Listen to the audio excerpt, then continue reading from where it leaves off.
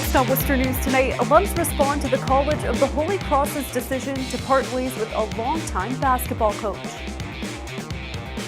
Plus, residents leading a proposed ban on plastic shopping bags in another central Massachusetts town. Why some say it's a necessary move.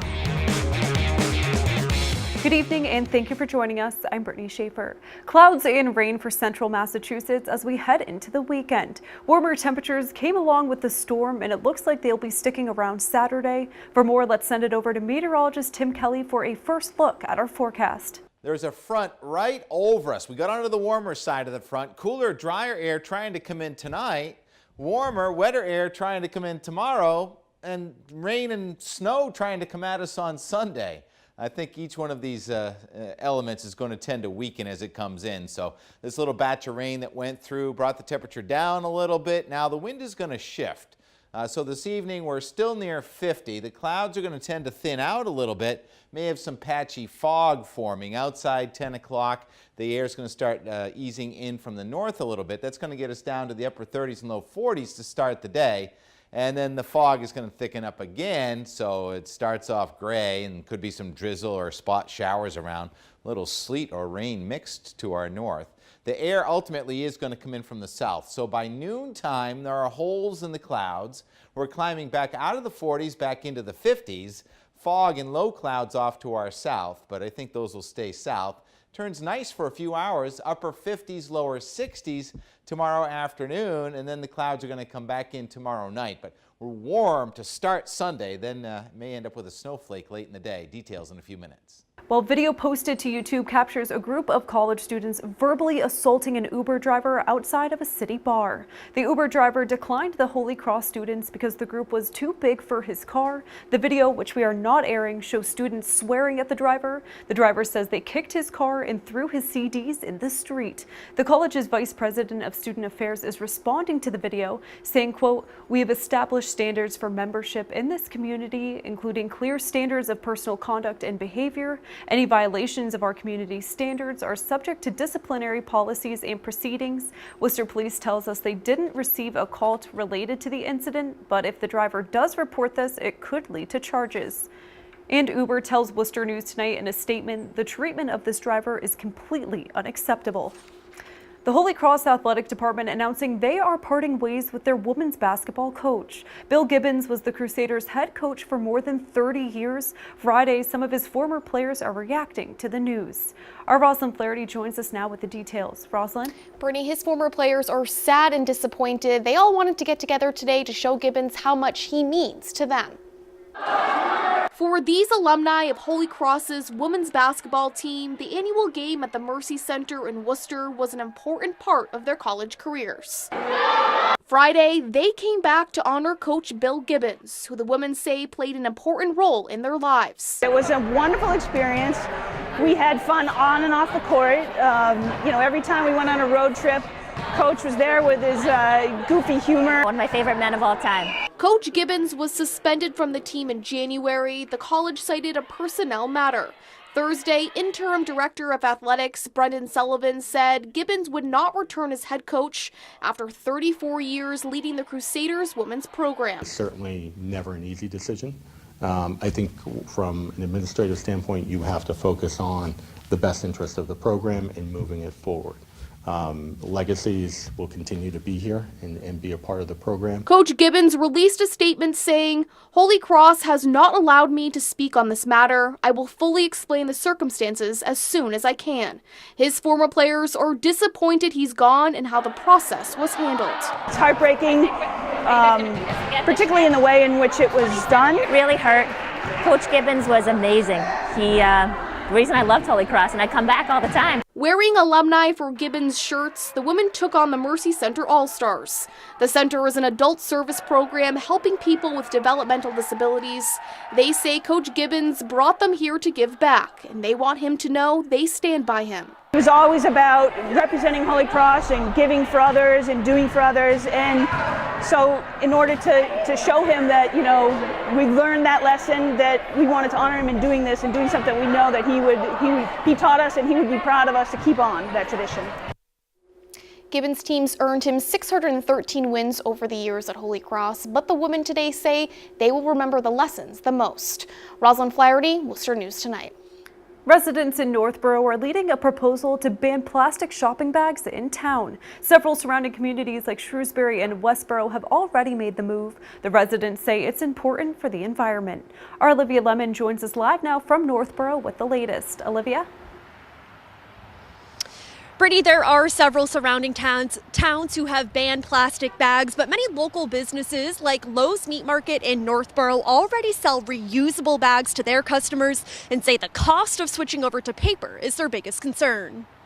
This scarf, I just felt it. It's very soft. It's super soft, and it's made from 89% post-consumer plastic soda bottles. Northborough residents Shravya Tanakala and Jean Cahill show different items made from recycled materials. The two are hoping Northborough residents will join surrounding towns in banning single-use plastic bags. The other towns have, made it smooth. I haven't seen any problems. It's just you notice the change. Tanakala is also proposing a ban on styrofoam. She did the same thing last year, but the article didn't receive enough support at town meeting. She's hopeful this year, with Cahill's help, residents will vote in favor. We need to make our recycling system as simple as anything, that this is trash and this isn't.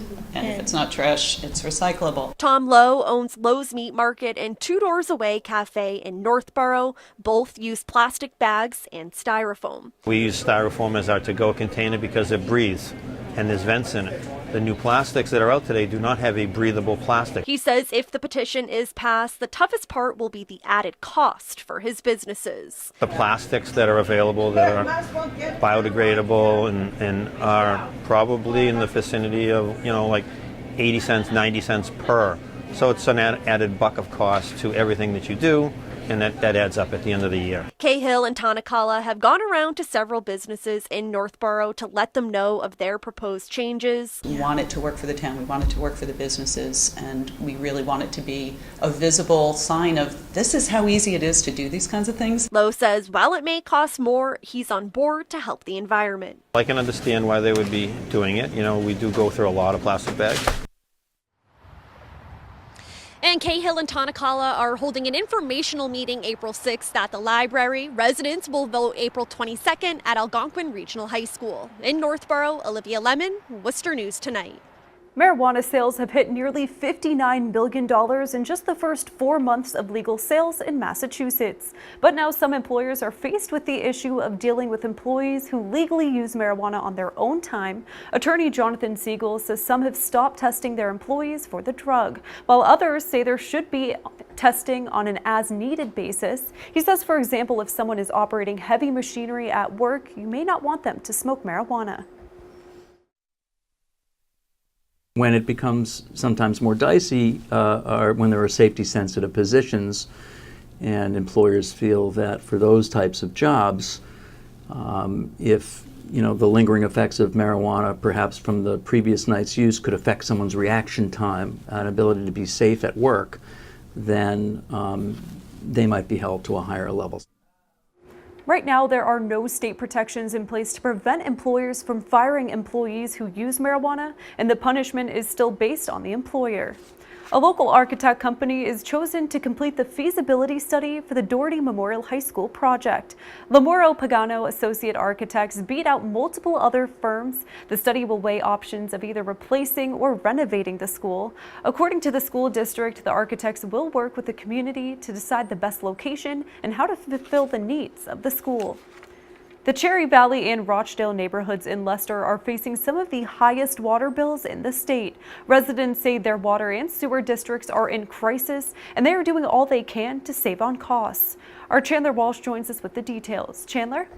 Brittany, for many, turning on the faucet isn't a concern, but for more than 1,000 users in Leicester, they avoid it as much as possible to prevent unpayable bills.